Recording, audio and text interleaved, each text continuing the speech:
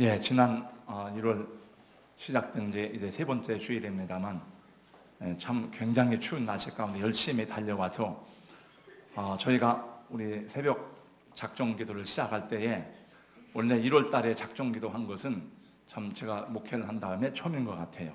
그냥 3일, 5일 이런 특별 기도는 했지만은 21일 또는 이렇게 좀 긴 시간 작정 기도 하기는 처음입니다만, 그때 눈이 많이 오고 날씨도 엄청 추워가지고 길이 미끄럽고 새벽에 오는 길이 어려운데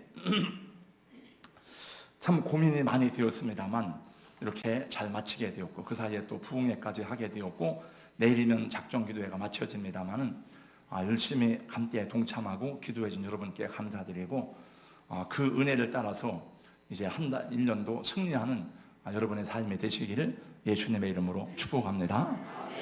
성경을 우리가 집에서 읽어도 충분히 읽지만은 근데 낭독하는 게 굉장히 좋은 것 같아요. 우리 눈으로 읽는 것과 입으로 낭독하는 것 차이가, 눈으로 읽는 것이 빠른 사람은 2배 가까이 됩니다만 입으로 읽는 게 눈을 못 따라가지. 아무래도 제가 한번 시험을 해봤는데 한 1.7배 정도 속도가 느립니다, 입으로 읽는 게. 입으로 읽으면은 우리가 더 많은 그 경험을 하게 되고 또 좋은 은혜를 받게 되는데, 그동안 열심히 여러분 수고하셨습니다만 성경 말씀을 통해서 한 해도 하나님과 동행하는 삶이 되기를 예수님 이름으로 축복합니다. 창세기 강의 세 번째 시간입니다. 창세기는 모세가 기록했죠.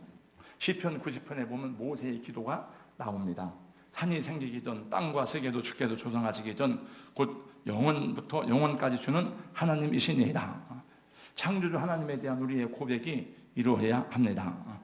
산이나 땅이나 바다나 세계, 우주가 언제 어떻게 생겼는지 잘 모를지라도 이 모든 것을 창조하시고 조성하신 분이 영원하신 하나님이심을 고백해야 하는 것입니다. 여러분, 비행기를 많이 타보셨는지요? 저도 비행기를 많이 탔습니다만은 맨 처음에 80년대 말에 비행기를 처음 탈 때에 설레임과 두려움이 함께 찾아왔습니다. 어떻게 하늘을 날 수 있을까? 그리고 비행기가 쉥하고 이륙을 하는데 마치 순간적으로 육체 이탈을 하는 것처럼 느꼈습니다. 그래서 올라갈 때 창자가 막 쑥 빠지는 것 같은 느낌을 받았습니다만은, 그리고 광활한 하늘을 비행기가 날아갑니다. 우리가 살아가는 데 있어 하늘이 있다는 것이 얼마나 소중하고 고마운 일인지 모릅니다. 하늘이 있어서 태양이 떠다니고 달이 비치고 별들이 반짝입니다. 하늘이 있기 때문에 구름이 흘러가고 비가 내립니다. 하늘이 있어서 공기가 순환되고 바람이 붑니다. 그 하나님 성경에 보니까 바람도 바람길이 있대요. 다 순환하는 바람길이 있고, 하나님이 그 공기를 순환하는 것을 욥기서에서 말씀해주고 있습니다. 만일 여러분 하늘이 없는 세상에 산다고 생각해 보세요. 우리가 그냥 깜깜한 동굴 속에 사는 것 같을 것입니다. 얼마나 가슴이 답답하고 숨이 막히겠습니까? 우리는 좀 마음이 울적하거나 우울하거나 답답할 때 멀리 산으로 나갑니다. 또 들로 나가서 하늘을 바라보고 수평선을 바라보면서 하늘과 땅이 맞닿은 그것을 바라볼 때에 마음이 이렇게 시원하고 평온함을 느끼는 것을 여러분도 경험을 하셨을 것입니다. 저는 여러분 모두가 다 그렇겠습니다만은 저는 이렇게 날씨가 좀 추워도 햇빛이 나고 맑은 날을 좋아해요. 그래서 저희 어머니가 하는 말씀이 늘 그 전에 보면은 아주 저기압으로 구름이 나게 깔리고 아주 우중충하고 그럴 때는 늘 하는 말씀이 시어머니 골라가지고 으등거리 붙인 것 같다고 그런 말을 하셨습니다. 제가 그 말을 썼더니 우리 제 아내도 그 말을 저한테 배워가지고 시어머니 골라가지고 으등거리 붙이는 날씨 같다고 이렇게 얘기하는데, 별로 그런 날은 안 좋고, 또 여러분 날씨도 은혜 받는데 여러분 중요한 요소가 됩니다. 어떤 땐 기압이 낮고 그럴 때는 애들도 막 시끄럽고 메시지를 전해도 메시지가 상큼하게 말끔하게 들리지 않고 막 어떤 때는 굉장히 힘들 때가 있어요. 그래서 사람이 날씨나 기온도 그 성격이나 이런 걸 이렇게 유지하는데 조성하는 굉장히 중요한 역할을 해요. 그래서 프랑스 사람들, 독일 사람들 성격이 유럽에 살 때만 약간씩 다릅니다. 독일보다는 프랑스 사람들이 햇빛을 많이 받고 해가 많이 뜬다고 그래요. 전체적으로 볼 때. 그래서 프랑스 아버지들은 활짝 웃고 좋아하는데 독일 병정이란 말을 하잖아요. 그건 근엄하다는 뜻입니다. 독일의 아버지들은 근엄하고 독일 사람들은 철학적이고 사색적이고 그래서 시인이 많이 나오고 철학자가 많이 나와요. 프랑스나 이태리에서는 예술가들이 많이 나와요. 그게 날씨와 관계가 있다는 것입니다. 그래서 우리가 몽골 선교를 갔을 때에 비행기에서 내렸더니 그 맨 처음에 하늘을 보고 다 우리가 놀란 것이, 야, 하늘이 어쩜 이렇게 파랄까. 그리고 다 우리 상쾌한 기분을 느꼈습니다. 첫째 날에 하나님이 만드신 것이 뭐지요? 하나님이 빛을 창조하셨습니다. 하나님이 가라사대 빛이 있으라 하시니 그 태양빛이 아니고 태초의 빛이 생겨났어요. 창세기 강의는 계속 들어야 돼, 계속. 그래서 이 특별히 1장, 3장까지는 연속해 드려야지 중간에 들으면은 잘 이해가 안 되는 부분도 있을 것입니다. 그래서 성경에 보니까 저녁이 되고 아침이 되니 이는 첫째 날이니라. 5절 보니까. 그래서 항상 하루가 지날 때마다 뭐라고 하는가 하면은 저녁이 되고 아침이 되니 그래요. 우리는 밤이 지나고 아침이 되니 하루가 되었다. 저녁이 되니 하루가 끝나. 이렇게 하는데 이 히브리 사람들은 반대입니다. 그들은 저녁부터 저녁까지를 하루로 봐요. 그래서 원래 안식이라는 말도 사바트라는 말인데, 사바트의 시작이 언젠가 하면은 그게 해가 질 때부터 시작해서 다음날 해 질 때까지가 그 안식이 됩니다. 그래서 저녁이 되고 아침이 되니 그렇게 한 거예요. 그래서 하루가 지나고 둘째 날에 하나님이 뭘 만드셨느냐, 6절 7절에 보면 오늘 말씀이 나와 있어요. 6절 7절을 다 같이 함께 앞에 보시고 있습니다. 시작. 하나님이 이르시되 물 가운데 궁창이 있어 물과 물로 나뉘라 하시고, 하나님이 궁창을 만드사 궁창 아래의 물과 궁창 위의 물로 나누게 하시니 그대로 되니라. 궁창이라는 말이 나오는데, 이 궁창이라는 말은 영어 성경에 보면 expanse라는 큰 광활한 어떤 공간을 말이야. 큰 공간. 하나님은 궁창이라고 하는 공간을 만드시는데 하루를 사용하셨습니다. 하나님께서 지구의 공간을 아주 정밀하게 만드셨는데, 즉 물을 나누는데, 물을 원래 지구가 맨 처음에 그 물로 되어 있잖아요. 물로 다 이렇게 물로 덮여 있어요. 땅이라는 것은 없었습니다. 근데 그 물 위에 또 공간을 두고 큰 물을, 그림을 한번 보여주세요. 그래서 궁창 아래에 물이 있고 궁창 위에 물이 있다 그랬어요. 저거 그림을 제가 우리 그림을 그려달라고 했더니, 내가 설교회인가 그림을 그려달라고 했더니, 목사님 보라 양력은 하는데 그런 그림이 나온다 그래서 우리 강도사님이 저걸 이렇게 띄워주면 맞는 겁니다. 보시면 가운데 있는 것이 뭔가 물로 덮여 있는 것이 지구입니다. 저게. 그리고 그 두 번째 큰 원이 있잖아요. 화살표가 깊이 가가지고 그게 뭔가 하면은 궁창 위의 물이에요. 그리고 궁창 위의 물과 아래의 물 사이에 공간이 있는데 그 공간이 그것이 궁창이라고 해요. 궁창. 이것이 오늘날로 말하면 대기권을 말하는 것입니다. 이게 물이 두 개입니다. 지구를 둘러싸고 있는 물이 있고, 그 다음에 궁창이 있고, 그 다음에 지구 위에 궁창 위에 있는 그 물이 있어요. 이게. 근데 여기 성경은 뭐라고 하는가 하면 1장 8절 말씀해 보니까 하나님이 궁창을 하늘이라 부르시니라 하세요. 그리고 아침이 되고 저녁이 되니 이는 둘째 날이니라. 그러니까 창조의 두 번째 날이 지나간 거예요. 이제. 히브리인들의 개념으로는 하늘이 3층이에요. 3층. 첫 번째 하늘 스카이, 그게 궁창입니다. 궁창. 그 눈으로 보이는 하늘, 우리가 보는 하늘을 말합니다. 거기에 새들이 날아다니고 거기에 공기가 있고 거기에 바람이 불어다니고 거기 비행기가 날아다니는 거예요. 그 다음 두 번째 하늘이 뭔가 하면은 우주를 말해요. 별이 보이고 우주를 말합니다. 우주. 그다음 세 번째 하늘이 뭔가 하면은 하나님이 계신 천국. 그래서 바울 사도가 셋째 하늘에 갔다 왔다는 말이 뭡니까? 천국에 갔다 왔다는 것을 뜻하는 거예요. 이게. 그 하늘에 하나님이 공기를 주셔서 사람들이 호흡하고 숨을 쉬면서 살도록 하신 것입니다. 그 하늘을 벗어나면 죽어요. 우리는. 왜 죽습니까?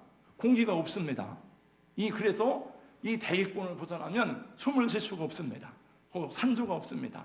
공기가 없고 바람이 없습니다. 그래서 우주인들은 산소 마스크를 쓰고 이렇게 가잖아요. 이 하늘 위에도 물이 있는데 그 물은 그냥 있는 것이 아니고 지구의 온도를 조절해주고 방사선을 막아주고 사람과 생물들이 살기에 필요한 환경들을 제공해 주었습니다. 또 사람들이 살 수 있는 물을 공급해 주었어요. 성경 보지 마시고 저를 보세요. 저를. 성경은 집에 가서 보시고. 그 사람이 타락하기 전에는 비가 없었어요. 원래 여러분 다 아십니다만 성경 자세히 읽어보세요. 비가 안 내렸습니다. 창세기 2장 5절 이하의 말씀해 보니까 여호와 하나님이 땅에 비를 내리지 아니하셨고 그랬어요. 그 다음에 안개만 땅에서 올라와 온 지면을 적셨더라. 다른 번역에 보니까 땅에서 물이 솟아서 온 지면을 적셨더라 그랬습니다. 이 물이 순환을 하면서 생명체에 필요한 수분을 공급해 주었던 것입니다. 땅 아래에, 땅 속에도 물이 있고 땅 위에도 물이 있고. 근데 지금 물이 그 궁창 위에 있는 물이 어디 갔습니까? 지금 이 우리가 오존층이 있지만은 지금 이 지구 위에 물은 없잖아요. 그 물이 어디 갔습니까? 창세기 7장 말씀해 보니까 이게 창세기 7장 가서 해야 되는데 불갑을 여기서 지금 설명은 제가 해야 될 것 같아요. 창세기 6장 말씀해 보니까 노아 홍수 때 그 물이 다 쏟아졌어요. 창세기 7장 10절에서 12절 말씀해 보니까 그날에 큰 기품의 샘들이 터지며 하늘의 창문들이 열려서 그랬어요. 하늘의 창문들이 열렸다는 것은 그 궁창의 물들이 쏟아지기 시작한 거예요. 40주야를 쉬지 않고 계속 비가 내렸습니다. 인간이 타락하고 죄악이 관영함으로 하나님이 세상을 심판하실 때에 하늘 위에 있는 물들을 다 쏟아 부으신 겁니다.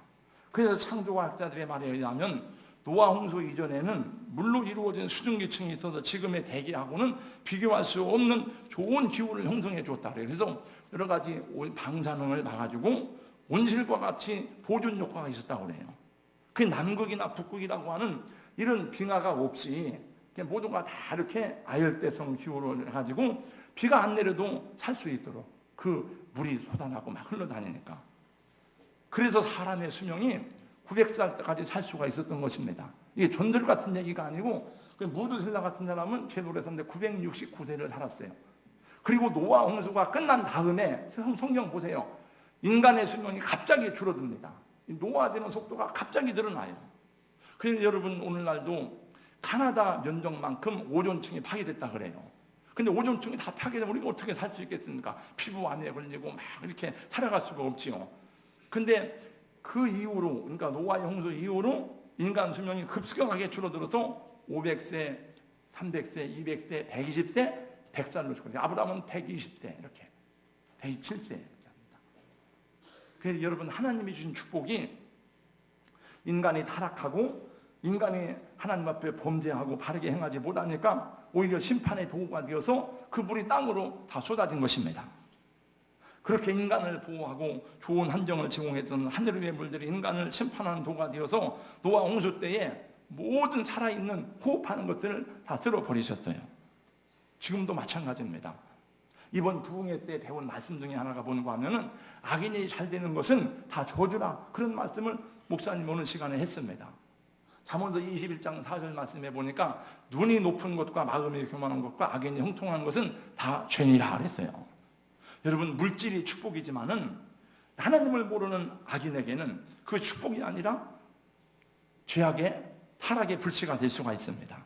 명예 권세가 좋은 것이지만은 예수도 없고 믿음도 없는 악인에게는 그것이 저주가 될 수도 있습니다. 그러므로 불의한 사람에게는 잘 되는 것이 축복이 아니라 저주입니다. 시편 37편 1절 말씀해 보니까 그래서 우리에게 말씀하기를 행악자를 인하여 불평하여 하지 말며 불의를 행하는 자를 투기하지 말지어다. 뭐 죽어도 아멘을 안 씁니다만 그래도 하나님 말씀은 살아 있습니다. 그래서 아멘 하는 거는 은혜가 안 돼요. 여호와를 의뢰하며 선을 행하라. 땅에 구하여 그의 성실로 식물을 삼을지어다. 여러분 악인의 형통을 부러워하지 마시기 바랍니다. 저도 이렇게 믿음으로 살지만 지금도 물론 그런 마음이 전혀 없는 건 아니에요. 하나님 왜 믿음으로 사는 사람들을 왜 고난에 처합니까? 하나님 와 저렇게 믿음도 없고 저렇게 믿음이 없는 것만이 아니고 또 불의를 행하는 사람 왜 저렇게 잘 됩니까? 막 이런 생각을 가지고 분한 마음을 가질 때가 있어요. 근데 그렇게 하지 말라는 거예요. 하나님께서 다 판단하시고 하나님이 정죄하시고 심판하신다는 거예요. 의인의 고난도 잠깐이요 악인의 형통도 잠깐입니다. 우리 사람이 볼 때는 뭐 이게 70년 80년 긴 것 같지만은 하나님은 1000년이 하루 같다 그랬어요. 그러므로 우리가 의를 행하다가 혹시 고난을 받고 욕을 먹을지라도 우리는 주님 때문에, 의 때문에 고난을 받나 그것으로 감사하고 기뻐하라고 오늘 새벽에도 베드로서에도 여러 번 말씀하는 것을 보았습니다. 여러분, 우리가 감사하잖아요. 우리를 구원하신 하나님 감사합니다. 먹을 것을 주신 하나님 감사합니다. 입을 것을 주신 하나님 감사합니다. 그런데 여러분, 하늘을 주신 것에 대해서 감사는 안 해봤잖아요. 저도 하나님이 하늘을 주신 것을 하늘을 보고 하나님께 감사하다 이런 생각은 못 해봤잖아요. 여러분, 하늘을 주신 하나님께 감사하시기 바랍니다. 그 시편의 시인들을 보면은 하늘을 보면서 감사하고 찬양해요. 이 하늘들이, 왜냐하면 그들의 눈이 열려서 이 하늘이 그냥 하늘이 아니구나, 이게 하늘이 하나님이 주신 하늘이구나. 왜냐하면 여러분, 하늘 밖에 벗어나면은 살 수가 없잖아요. 이 모든 바람이 불고 이 대기를 순환시키는 게 다 하늘에서 하는 일이잖아요. 여호와 우리 주여, 주의 이름이 온 땅이 어찌 그리 아름다운지요. 주의 영광이 하늘을 덮었나이다. 하늘이 하나님의 영광을 선포하고 궁창이 그의 손으로 하신 일을 나타내는도다. 날은 나르게 말하고 밤은 밤에게 지식을 전하니 언어도 없고 말씀도 없으며 들리는 소리도 없으나 그의 소리가 온 땅에 통하고 그의 말씀이 세상 끝까지 이르도다. 하나님의 해를 위하여 하늘의 장막을 베푸셨도다. 또 시편 90편 6절 말씀해 보니까 하늘이 그의 의를 선포하니 모든 백성이 그의 영광을 보았도다. 제가 이 말씀을 하다가 하는 야곱이 자기 아들 요셉을 위해서 축복하는 그 내용이 생각났습니다. 하는 야곱이 창세기 49장 말씀해 보니까 요셉을 위해 축복할 때 뭐라고 하는가 하면 이렇게 말합니다. 전능자가 내게 복을 주실 것이라. 위로 하늘의 복과 아래로 깊은 샘의 복과 젖 먹이는 복과 태의 복이리로다. 여기서 하늘의 복이라는 게 꼭 하나님의 영적인 축복만을 말하는 게 아니에요. 이 하늘에서 내리는 이슬 같은 복을 받아야 되는구나, 이런 생각을 했습니다. 우리 사랑하는 성도 여러분, 하늘에서 내리는 복을 받으시기를 축복합니다. 하늘을 주신 하나님께 감사하고 주님을 찬미하시기 바랍니다. 다 같이 한번 찬양합니다. 주 하나님 지으신 모든 세계 내 마음속에 그리워본 하늘의 별 울려 퍼지는 내 손 주님의 권능 우주에 찬네. 주님의 높고 위대하심을 내 영혼이 찬양하네. 주님의 높고 위대하심을 내 영혼이 찬양하네. 할렐루야. 둘째 날 지났습니다. 그죠? 여기 보니까 8절 말씀, 그렇죠? 저녁이 되고 아침이 되는 둘째 날이니라. 창조의 이틀 지났습니다. 벌써. 그 다음 셋째 날 되었습니다. 오늘 셋째 날까지 합니다. 9절 10절을 다 같이 읽습니다. 9절 10절 다 같이요. 시작. 하나님이 이를 때 천하의 물이 한 곳으로 모이고 묻이 드러나나 하시니 그대로 되니라. 하나님이 묻을 땅이라 부르시고 모인 물을 바다라 부르시니 하나님 보시기에 좋았더라. 본래 맨 1장에 처음에도 보니까 그 여호와의 신이 수면 위에 운행하신다 했잖아요. 이 물이 지구가 물로 덮였어요. 땅이라는 거는 그 안에 지금 안 드러났습니다. 하나님이 말씀하셨어요. 천하의 물이 한 곳으로 모여라. 묻이 드러나라 그랬습니다. 묻이 드러나라. 그러니까 땅이 막 꺼지기도 하고 땅이 솟아나기도 하고 그러면서 산이 생기고 들이 생기고 평야가 생기고 막 바다 밑에 그 해저가 생기고 그랬어요. 그러니까 물이 싹싹 막 한 곳으로 모인 거예요. 그래서 묻이 드러났어요. 묻이. 그 묻을 땅이라 하고 모인 물을 뭐라고 했습니까? 그것이 바다인 것입니다. 이종성 목사님이 천지창조를 얘기하면서 자기가 자기 교회에서 설교하면서 몇 달 동안 했다고 그랬는데 이게 몇 달 동안 해도 다 못할 것 같아요. 이것만 쭉 연구를 해도. 저도 이제 말씀 전하기 위해서 책을 보고 주석을 보고 다 보니까 연구할 게 굉장히 많은 것을 보게 됩니다. 여러분, 근본적으로 맨 처음에 땅은 물로 뒤덮였었습니다. 근데 하나님이 말씀하시니 땅이 솟아나고 땅이 올라오기 시작했습니다. 그것이 높고 낮은 산이 되고 넓고 푸른 평원도 되고, 참 우리가 그걸 보지는 못했지만 신기하잖아요. 야, 이렇게 됐구나. 지구의 70%는 물입니다. 우리 인간이 우주의 축소판이라 그랬잖아요. 이게. 우리 인간도 70%가 물이에요. 물이 훨씬 더 많습니다. 이 땅을 다 파서 저 높은 에베레스트산, 저 높은 백두산을 다 미워가지고 바다를 미우면은 바다가 미워질까요? 안 미워집니다. 반도 못 메웁니다. 그래서 이 산도 높은 산들이 많습니다. 뭐 에베레스트, 백두산 뭐 많은데 그 산들이 많이 이어진 것을 보고 산맥이라고 그래요. 산맥. 그게 태백산맥, 로키산맥, 뭐 히말라야. 저는 그 중동에 갔을 때 천산이라는 그 만년설 가봤어요. 만년설. 그 만년설은 여름에도 눈이 안 녹아. 밑에는 막 뜨겁고 더운데 여름에는 눈이 안 녹아 거기는. 그래가지고 키르기스탄 가서 말 타고 막 거기를 달려봤습니다. 이렇게. 몽골 가서도 말을 타봤지만 저는 거기 가기 전에 거기서 보니까 그 밑에는 막 물이 흐르고 나무들이 막 열매인데 위에는 만난. 근데 어떤 찬양을 부르다 보니까 그 찬양의 제목이 모르는데 천산을 넘어 나오더라고요. 그 천산이 천산산맥이에요. 그게. 그 육지에도 산이 봉우리들이 많이 있어가지고 산맥이 있는 것처럼 바다에도 산맥이 있어요. 그건 산맥이 아니고 바다맥이에요. 바다맥. 그걸 보고 해구라 그래. 해구. 바다의 깊은 것이 이렇게 한 거예요. 해구는 얼마나 깊으냐. 이 전 세계에는 해구가 약 24개에서 약 30개 가까이 되는데 그 바다의 깊이는 약 1만 마리아나 해구, 우리나라에서 가까운 마리아나 해구는 1만 미터가 넘어요. 그게 깊이가. 근데 그 1만 미터 속에는 뭐가 있는지를 알 수가 없답니다. 왜냐하면 현대 과학으로는 그걸 탐사할 수가 없답니다. 그 우리 드러난 이 에베레스트나 인간이 정복하지 않은 땅이 없잖아요. 근데 바닷속은 아직도 모르는 거예요, 이게. 왜냐하면 잠수정이 들어갈 수가 없답니다. 압력이 세서. 근데 그것이 처음부터 그렇게 높은 산이 되고 깊은 해구가 된 것이 아니라고 그래요. 그 노아 홍수 때에 급격한 변화가 일어나서 그렇게 되었다고 합니다.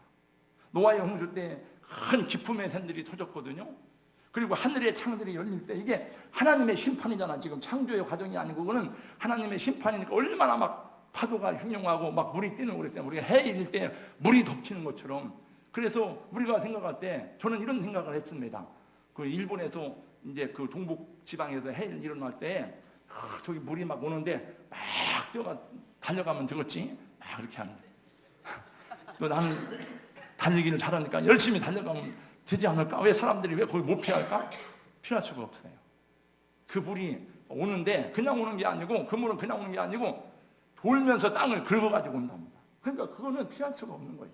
그래서 그 위력이 원자폭탄 수천 개의 위력보다 더하답니다. 그래서 그 노아의 홍수 때에 깊음의 샘들이 터지고 하늘의 창들이 열릴 때 이 지구상에 큰 소용돌이와 함께 엄청난 지질학적 변화가 생겼다는 거예요. 여러분 마이산 가보셨죠? 마이산. 전북 친안의 마이산. 저도 마이산을 갔는데 여러 번 가봤죠. 마이산에 그냥 가기만 했지 그 마이산 꼭대기에 올라가 보시지는 않았죠. 마이산에 올라가 보신 분 있어요? 네, 저는 여기 집사님. 그 암놈산에 올라갔어요? 순놈산에 올라갔어요? 그래, 암놈산에. 그 산이 두 개가 있는데 저쪽으로 난 거는 올라갈 수가 없더라고요. 이제 그건 물론 올라갈 사람이 목숨 걸고 가면 갈 수가 있겠지만 저도 암놈산을 올라가 봤거든요. 근데 그냥 올라갈 수가 없는 거 거기 줄을 매달아놨더라고요. 이렇게 줄 타고 이렇게 올라가도록. 근데 언제 갔더니 김항재 목사님이 은평교회 그런 걸 잘해요. 또 이분이 신학교에도 또 이제 자연과학을 가르쳤어요. 그래가지고 그분이 뭐라고 하는가 하면은 이게 이 형질이 마이산에 나온 그 두 기마냥 나온 그 형질이 이루어질 수 없는 거래요. 이 땅의 토질이 전혀 다른 거래요. 이것은 그냥 생긴 게 아니고 갑자기 뭐가 용수점 쳐가지고 용이 올라왔거나 그래서 이루어진 현상이라는 거예요. 그게. 그러면 언제 그것이 됐겠냐? 아마 이게 노아의 홍수 때 됐을 것이다. 이렇게 쭉 얘기를 하면서 서로 한번 토론을 한 적이 있었습니다. 여러분, 미국의 그랜드 캐년이 왜 생겼는지 아세요?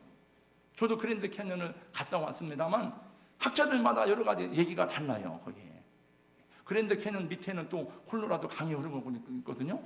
정확한 게 없는데 놀라운 것은 그 대적층에서 바다의 조개 껍질이 발견되고 물고기 화석들이 나온다는 것입니다. 제가 그 중국에 선교할 때 연길 지방도 옛날에 그 바다였다 그런 말을 하더라고요. 왜냐하면 거기 그 물이라고 하는 것이 중국에 또 제가 동북지방에 가면 냇물이, 우리나라는 냇물이 하얗잖아요. 물이 무색이잖아요. 근데 물이 다 시커머요. 그래서 정말 우리나라가 좋은 나라구나 그런 생각을 해봅니다. 뭐 지금은 물 사 먹는 게 그게 뭐 이상한 일이 아니지만 당연하지만 옛날에 우리는 뭐 마음대로 물을 쓰니까 처음에 외국 여행 가서 물을 사 먹어야 된다고 그러길래 뭔 물을 돈 주고 사 먹어 그랬는데 석회석 때문에 물을 그냥 먹으면 안 된다는 거예요. 그러니까 참 이 지구대에 사는 것도 감사하지만 대한민국에 산다는 것도 얼마나 감사한 일인지 모르죠. 노아가 방주에 들어간 날부터 나오는 날까지 며칠 걸렸죠?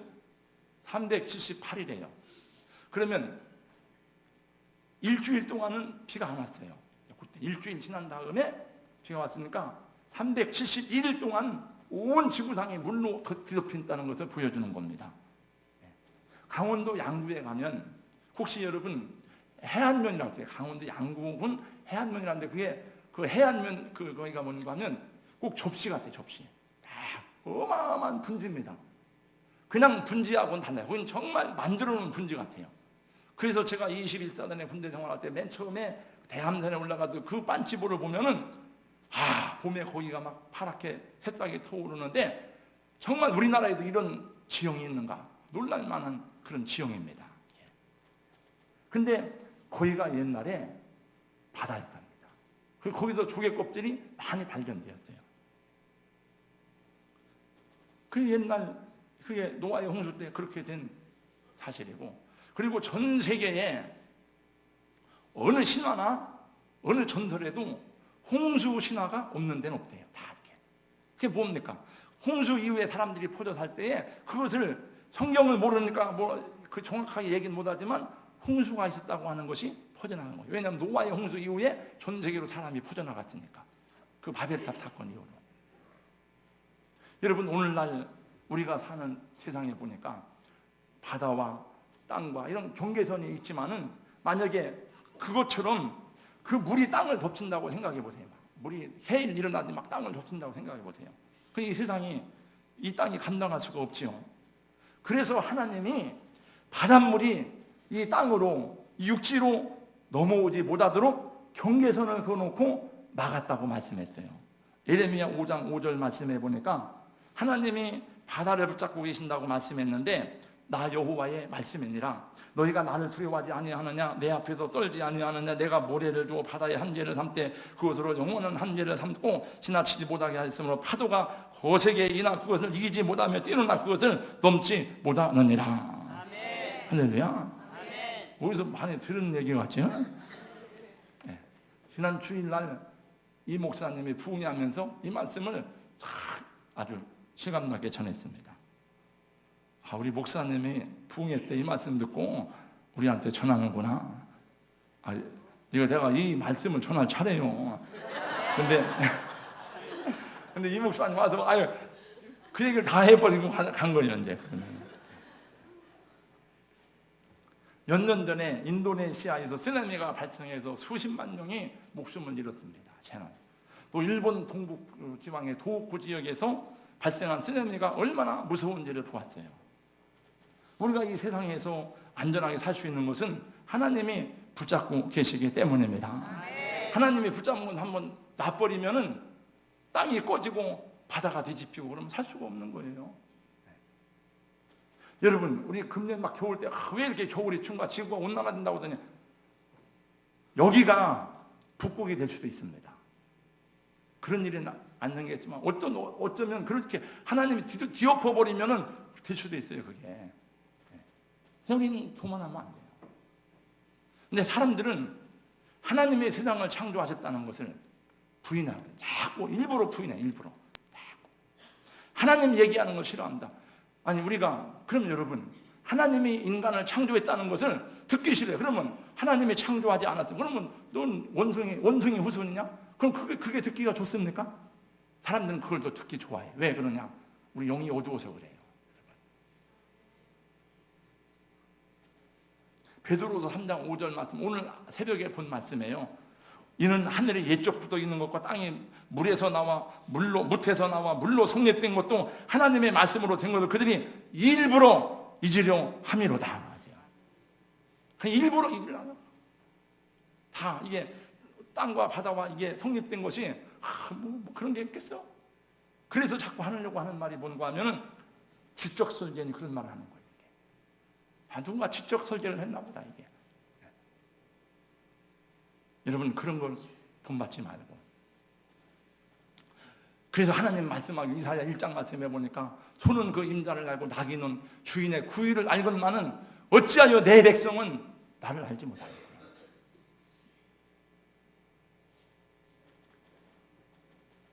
하나님께 감사해야 됩니다. 우리 생명의 주권이 하나님께 있습니다. 마지막으로 하나만 더 보겠습니다. 11절 12절 다 같이 함께 있습니다. 시작.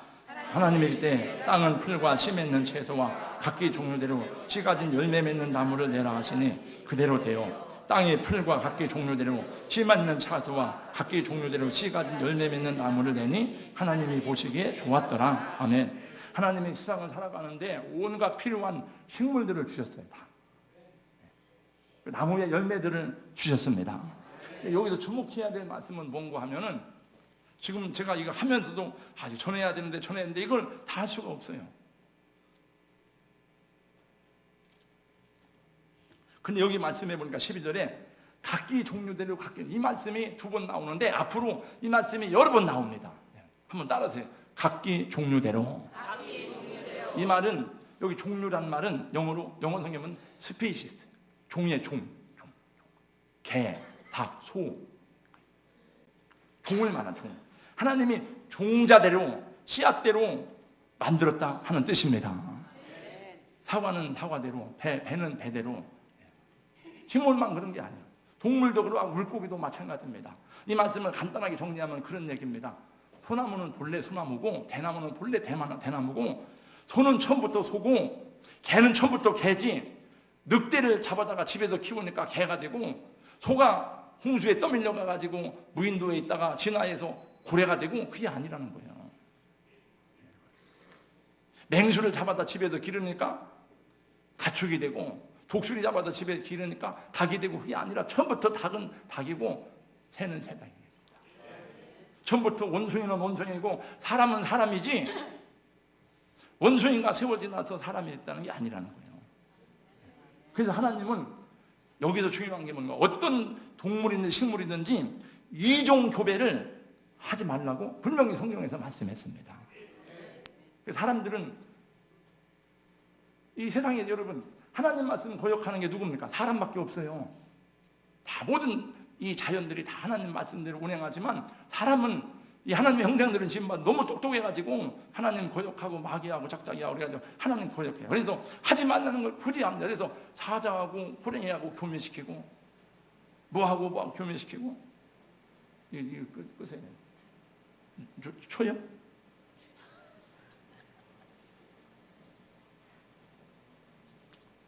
그래서 여러분 레위기 19장 19절 말씀해 보니까 내 가축을 다른 종류와 교미시키지 말며 그래서 돼지는 돼지끼리 개는 개끼리 해야지 그 이종교배를 하면 안 된다는 거예요. 그리고 또 식물도 성경이 뭐라 했는가 하면은 네 밭에 두 종자를 섞어 뿌리지 말고 그랬어요. 그 다음에 여러분 우리 옷감도 두 재료로 직조한 옷을 입지 말지며 했습니다. 근데 이제 인간이 어떤 가정에 왔느냐? 인간이 짐승과 교합하는 그런 시대가 됐습니다. 2008년에 인간의 세포에서 DNA를 추출해서 소의 난자에 삽입해서 처음으로 이종교배가 성공했습니다. 영국의 뉴캐슬대 연구팀은 인간의 DNA를 소의 난자에 삽입한 후에 성장시켰어요. 그래서 32개를 만들어서 3일 동안 생존하게 했습니다. 실험 결과. 이 배아는 생물학적으로 볼 때에 짐승과 인간이 결합을 한 거예요. 그러니까 하나님이 창세기, 나중에 보면 나오지만 하나님 창세기 할 때 생명나무로 들어가는 길을 막았어요. 두루도는 하용나무로 막았다 그랬거든요. 그걸 뚫고 들어가는 날에는 그건 죽는 거예요, 이제 마지막에. 그래서 그거를 지금도 아마 최초로, 선진국에서는 최초로 영국에서 인간의 DNA를 주입하는 인간과 동물 간의 교잡 배아 연구를 승인할 거라고 합니다. 영국에서. 곧 승인될 거야, 아마. 승인됐나 잘 모르겠네요.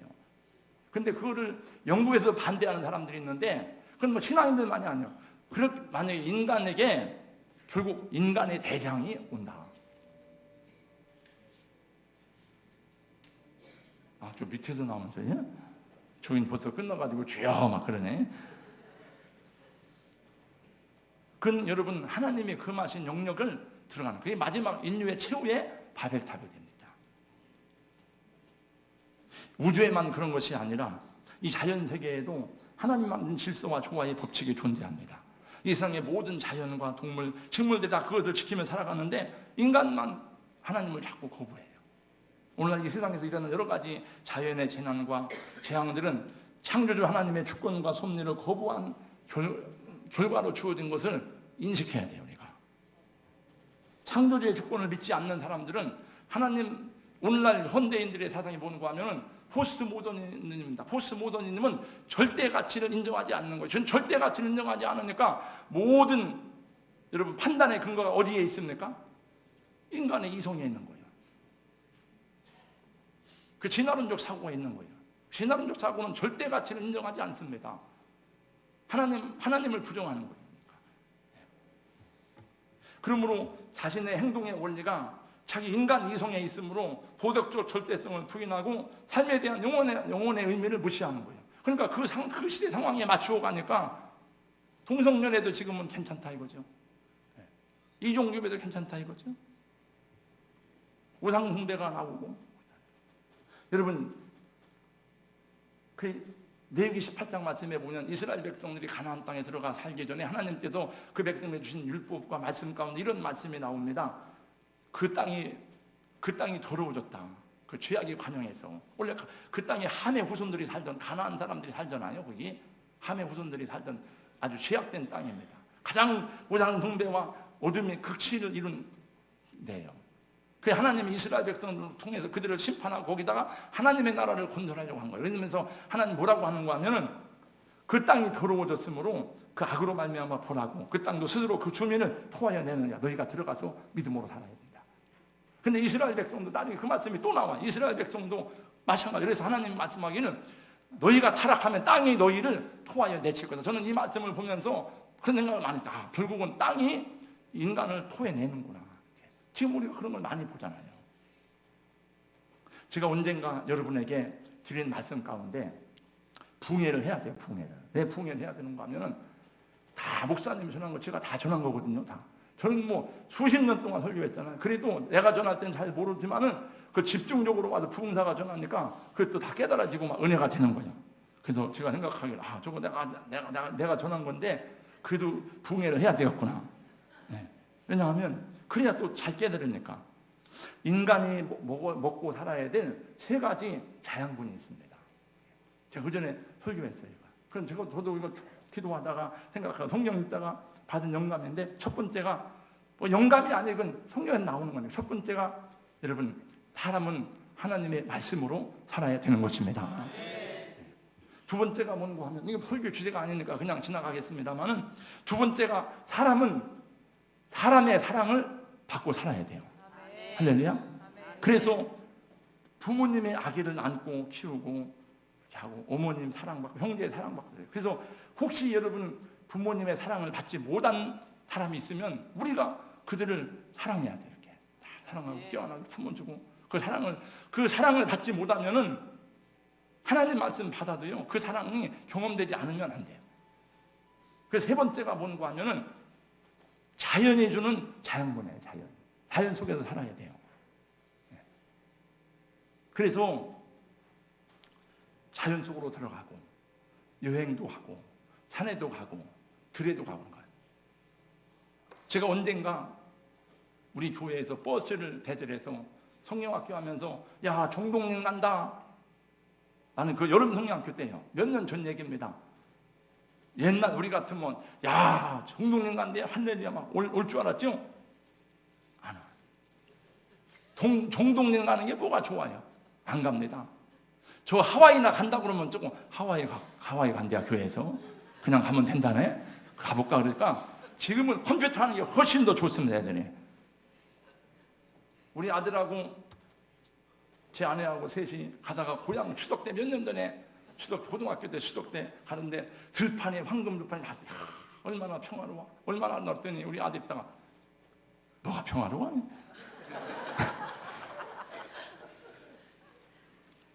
아이 단맛이야 진짜.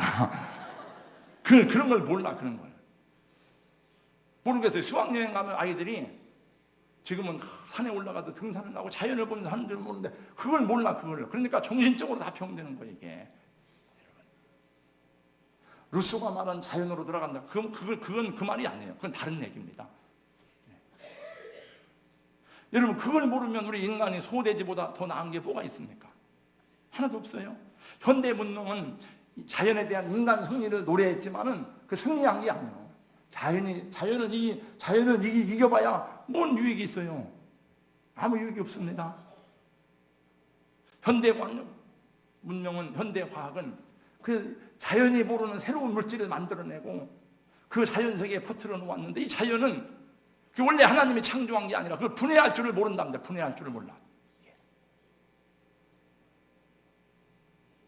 이 물질들은 인간을 비롯한 생물들의 체내에 농축되어서 말할 수 없는 부조화를 일으키는데 그것을 보고 환경 호르몬이라고 해요.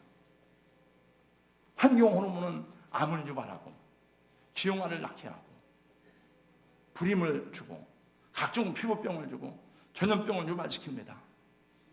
그래서 요즘에 막 미국에서도 돌아다니는 옛날보다 전염병들이 더 창궐할 수 있는 그런 일들도 있습니다. 새로 태어난 신생아들 가운데 20%가 아토피 환자예요. 그래서 저희 강원도에 저희 장인 어른 계신 그 동네에는 산골짜기니까 서울에서 아토피 걸린 사람이 와서 생활하는 사람들이 있대요. 근데 아토피가 한 1년 지나니까 다 나선 거 약을 안 먹었는데도 그래서 사람들이 이제 돌아가겠지 그랬는데 안 돌아가는 거. 그래서 왜 이제 안 가시는가 그러니까 내가 왜 서울 가서 사냐고 그러더래요. 과학기술은 자연을 지배하는 수단으로 사용되었고 인간 이성이 극대화되면서 역사와 자연을 구분하는 이원론적 사고에 빠지게 되었습니다. 그 결과로 하나님의 창조 섭리 대신 인간 중심적인 자연이해를 갖게 되었는데 이것이 인류의 위기를 초래하게 된 거죠. 그래서 피조물에 대한 인간의 범죄가 이제 끔찍한 재앙으로 오게 된 거예요. 그래가지고 사람들이 깜짝 놀라기 시작하면서 야 이게 아니구나. 그래서 생태신학, 환경신학이 생겨난 거예요. 그 이제 지구의 날이 생겼어요. 지구의 날 4월 20일 유엔에서 정한 겁니다. 물의 날이 생겼습니다. 3월 22일 세계 환경의 날이 생겼습니다. 6월 5일. 여러분 우리 아까 집사님 기도하실 때에 유혹과 시험이 많은 세상 이렇게 말씀했는데 우리가 생각하는 유혹과 시험이라는 것은 뭐 그냥 이성의 유혹, 술 먹는 유혹, 그것만 유혹이 아닙니다. 이게 지금 우리 눈에 안 보이지만은 끊임없이 우리 크리스찬들을 넘어뜨리고 무너뜨리는 여러분 이 현대 다원론, 다원주의 사상이나 이런 사상들이 계속 학교에서 공부하는 학생들도 또 우리가 문화나 TV에서 보는 것들과 책이나 이런 많은 것들이 그런 사상에 의해서 믿음이 무너지고 있다는 것을 알아야 돼요. 제가 일부 예배 때도 그런 얘기를 했습니다. 우리 고등학교 올라온 아이들이 교사하겠다고 와서 일부 예배 드리고 막 그러는데 참 신기하다, 너무 감사하다. 우리가 그 아이들을 위해서 막 눈물을 흘려 기도한 적도 별로 없고 그리고 또 막 붙잡고 성경 공부 가르치는 것도 별로 없는데, 근데 그 다 그런 문화 속에 살고 그런 환경 속에 그 사고에 젖어 사는 아이들이 어떻게 예수 믿고 여기 와가지고 그래도 믿음으로 살겠다고 막 일부 예배 나온 걸 보고 너무 감사하다. 이게 하나님의 은혜다, 이런 얘기를 했습니다. 그리고 그것도 여러분 영적 전쟁이고, 영적 싸움이라는 게 꼭 여러분 이단들하고만 싸운 게 영적 싸움이 아니에요. 그러니까 우리가 눈을 떠서 우리는 하나님 말씀을 읽을 때, 로마서 말씀을 읽을 때 나오잖아요. 피조물에 고대하는 바는 하나님의 아들들이 나타나는 것이니 피조물이 허무한데 굴복하는 것은 자기 뜻이 아니고 굴복해 하는 이로 말미암으니라. 그 바라는 것은 피조물도 썩어짐의 종을 탄 듯 해방되어 하나님의 아들들의 영광의 자유에 이르는 것이니라. 근데 피조물도 다 함께 탄생하고 함께 고통하는 것을 우리가 안다 그랬어요.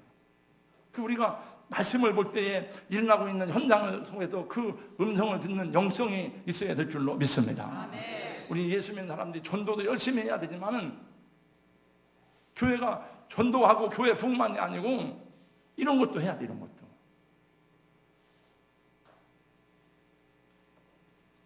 그 어떤 교회는 그 전북에 있는, 전주에 있는 안디옥 교회는 교인들이 다 다니면서 뛰고 하천 청소하고 막 그래요. 그거 참 잘하는 거죠. 그게 하나님이 하는 동산인데. 오늘 그만하겠습니다. 너무 시간이 지났어요. 네. 여러분, 옳고 그름을 판단하는 기준이 여러분의 이성이 아니에요. 여러분의 이성은 조그만 겁니다. 그 이성을 하나님의 말씀 안에서 지혜롭게 사용하시기 바라고, 하나님의 말씀이 판단과 세계를 보는 가치관이 되고 세계관이 되고 우리 역사관이 되어야 될 줄로 믿습니다. 아멘. 하나님 말씀으로 살고, 여러분 오늘 새벽에도 보니까 베드로전서에 보니까 이제 마지막이 가까웠으니 서로 뜨겁게 사랑할지나 그랬거든요. 여러분 뜨겁게 사랑하시기 바랍니다. 또 자연을 주신 하나님의 은혜에 감사하고 자연의 소중함을 느끼고 환경을 깨끗하게 하고 그 은혜에 감사할 줄 아는 믿음의 사람이 되시기를 주의 이름으로 축복합니다. 거룩하신 우리 하나님 감사합니다. 저희로 하여금 하나님 창세기 말씀을 저희가 배우고 있는데, 하나님 이 창세기 말씀을 통해서 성경 전체에 여러 가지 의문점이 풀리게 하여 주시옵시고, 하나님 말씀을 읽고 듣고 연구할 때에 우리 삶의 문제들이 왜 이렇게 복잡한지, 하나님 세상이 왜 이렇게 잘못 돌아가고 있는지를 알게 하여 주시고 깨닫게 하여 주시옵소서. 그래서 저희로 하여금 하나님 이 세상을 보는 영적인 눈이 열리게 하여 주시옵시고, 오늘 또 하나님이 붙잡아주지 않으면 살 수 없는 인생임을 알게 하여 주시옵소서. 예수님 이름으로 기도하옵나이다. 아멘.